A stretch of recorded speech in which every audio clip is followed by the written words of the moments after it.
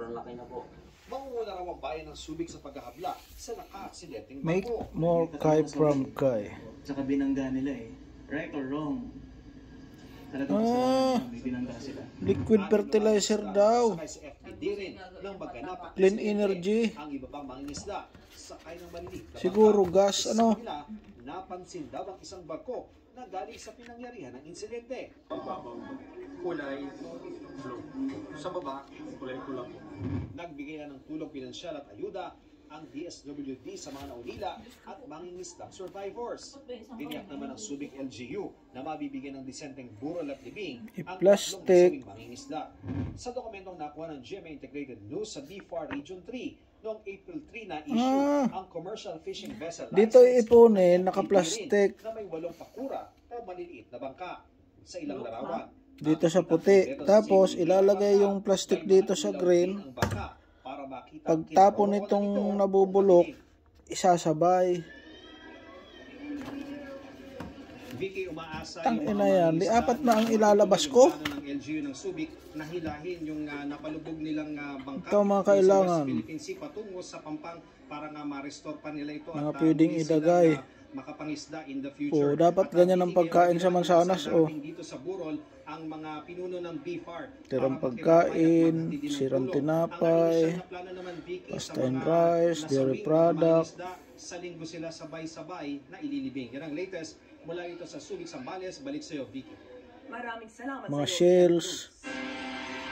Aba, Pa rin yan, pati bulaklak, oh. Kopi at tea.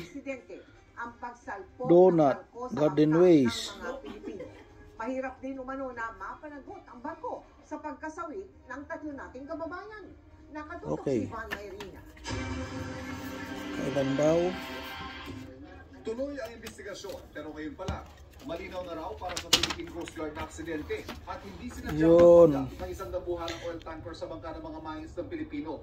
Sa mismong kwento raw ng mga nakaligtas, masamang panahon at madilim sa bahagi ng karagatan na pinangyarihan ng aksidente.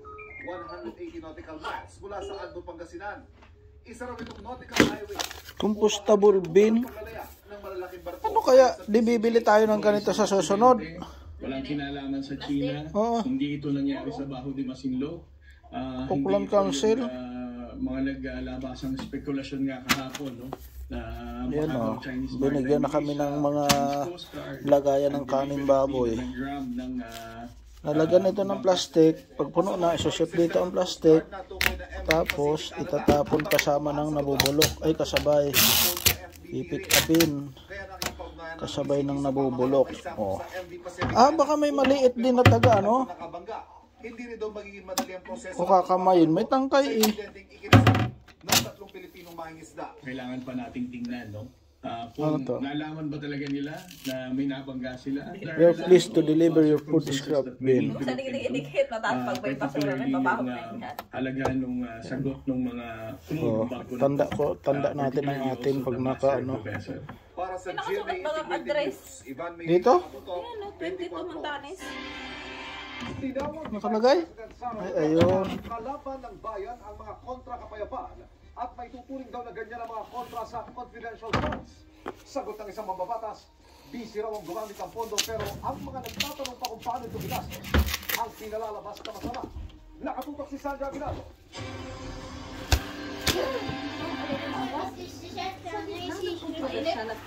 Lagay mo ng plastic din. What the? Cute naman niya, kulay pink pa. Ang cute ng kulay, ano, pink at green. Pag nakitin mo, Jen. Oh. BBM? Nani? Bibi. Kung sino man kumukontra sa confidential funds ay kumukontra sa kapayapaan. Hindi ba si ano? Kumontra doon sa confidential funds ni ano? Ay kalaban Sino? ng bayan. Anak ni... Office of the Vice President at Department of BBM?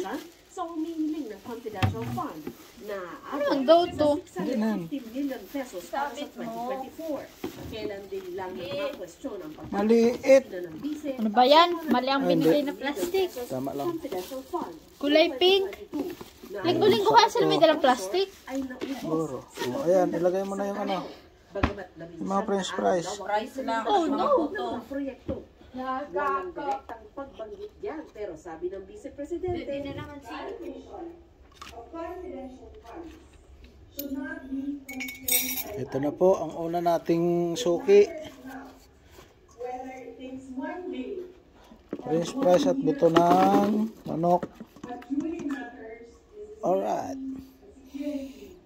Ayan na, alam nyo na. That security Kukunin din sila tuwing May date dyan, wala akong na-pick up. October 16 daw. they are the very Anong date yung October 16? Ayan, anong date? Anong araw? Ayan na. Tandaan nyo, dito ilalagay ang mga tira-tirang pagkain. Hindi kung saan saan. Para hindi tayo langawin.